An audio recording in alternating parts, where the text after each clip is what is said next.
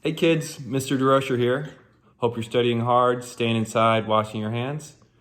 My wife is going to read the next chapter of Wonder. I just want to say hey and keep on doing your work.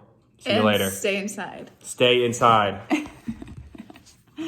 Okay, so we're on the chapter titled Home. It's on page 276. So Augie finally gets home from the nature reserve, and his mom found out that he was beat up at nature's classroom. So let's see what happens when he gets home. Mom and I didn't talk much the whole way home, and when we got to the front stoop, I automatically looked in the front bay window because I forgot for a second that Daisy wasn't going to be there, like always, perched up on the sofa with her front paws on the windowsill, waiting for us to come home. It made me kind of sad when we walked inside, and as soon as we did, Mom dropped my duffel bag and wrapped her arms around me and kissed me on my head and on my face like she was breathing me in. "It's okay, Mom, I'm fine," I said, smiling. She nodded and took my face in her hands. Her eyes were shiny. "I know you are," she said, "but I missed you so much, Augie." "I missed you too." I could tell she wanted to say a lot of things, but she was stopping herself. "Are you hungry?" she asked. "Starving. Can I have a grilled cheese?" "Of course," she answered, and immediately started to make the sandwich while I took my jacket off and sat down at the kitchen counter. "Where's Via?" I asked. "She's coming home with Dad today. Boy, did she miss you, Augie," Mom said. "Oh, yeah? She would have liked the nature reserve. You know what movie they played? Sound of Music." "Well, you'll have to tell her that." "So, do you want to hear about the bad part or the good part first?" I asked after a few minutes, leaning my head on my hand. "Whatever you want to talk about," she answered. "Well, except for last night. I had an awesome time," I said. "I mean, it was just awesome. That's why I'm so bummed. I feel like they ruined this whole trip for me." "No, sweetie, don't let them do that to you. You were there for more than 48 hours, and that awful part lasted 1 hour.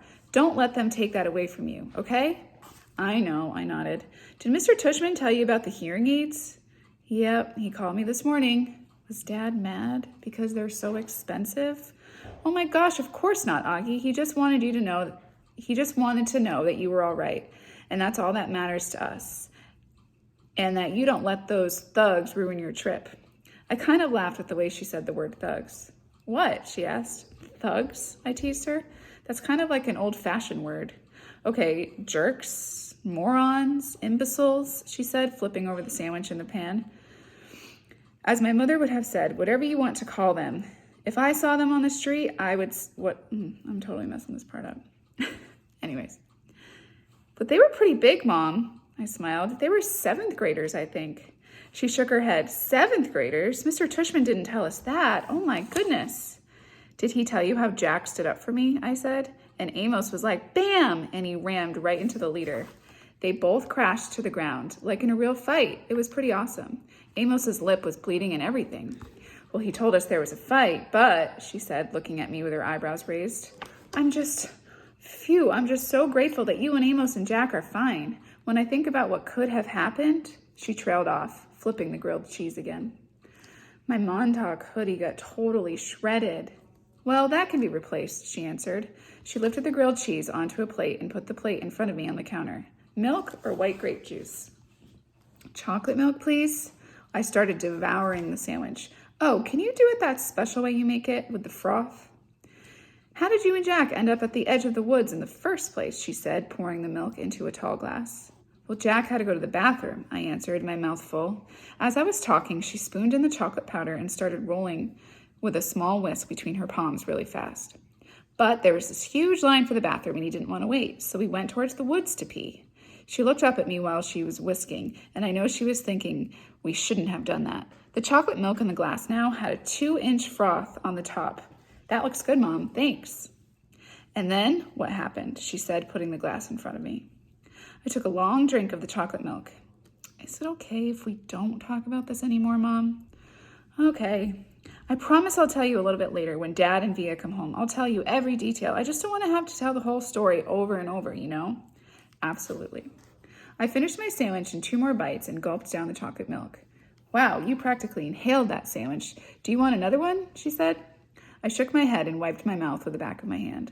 "Mom, am I always going to have to worry about jerks like that? Like when I grow up, is it always going to be like this?" She didn't answer me right away, but she took my plate and glass and put them in the sink and rinsed them with water. There are always going to be jerks in the world, Augie, she said, looking at me. But I really have to believe, and Daddy really believes, that there are more good people on this earth than bad people, and the good people watch out for each other and take care of each other, just like Jack was there for you, and Amos, and all those other kids. Oh yeah, Miles and Henry, I answered. They were awesome too. It's weird because Miles and Henry haven't even really been nice to me all year. Well, sometimes people surprise us, she said, rubbing the top of her head. I guess. Do you want another glass of chocolate milk? No, I'm good, I said. Thanks, Mom. Actually, I'm kind of tired. I didn't sleep too good last night. Well, you should take a nap. Thanks for leaving me with Babu, by the way. You got my note? She smiled. Yep, I slept with him both nights. She was about to say something else when her cell phone rang and she answered. She started beaming as she listened. Oh my goodness, really? What kind? She said excitedly. Yep, he's right here. He was about to take a nap. Do you want to say hi? Okay, see you in 2 minutes. And she clicked off. That was Daddy, she said excitedly. He and Via are just down the block. He's not at work, I said. Well, he left early because he couldn't wait to see you, she said. So don't take a nap quite yet. 5 seconds later, Dad and Via came through the door. I ran into Dad's arms, and he picked me up and spun me around and kissed me. He didn't let me go for a full minute until I said, Dad, it's okay. And then it was Via's turn, and she kissed me all over like she used to when I was little. It wasn't until she stopped that I noticed the big white cardboard box that they had with them. What is that? I said. Open it, said Dad, smiling, and he and Mom looked at each other like they knew a secret. Come on, Augie, said Via. I opened the box. Inside was the cutest little puppy I've ever seen in my life. It was black and furry and with a pointy little snout and bright black eyes and small ears that flopped down.